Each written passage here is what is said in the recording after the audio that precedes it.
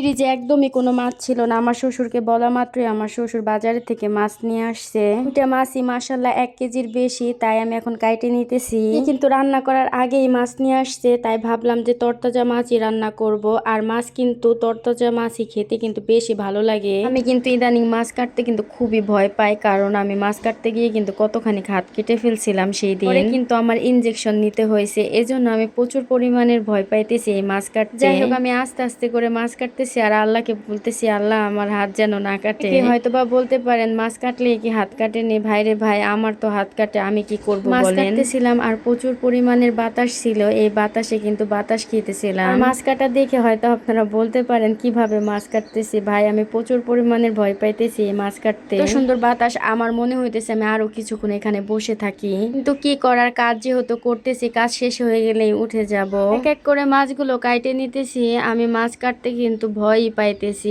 অনেক ভয় লাগতেছিল। আমি কিন্তু বড় মাছ এত তাড়াতাড়ি কাটতে পারি না, আস্তে ধীরেই কাটি সব সময়। যাই হোক, আমার মাছগুলো কাটা হয়ে গেছে। আজকের ভিডিও এই পর্যন্তই। আল্লাহ হাফেজ।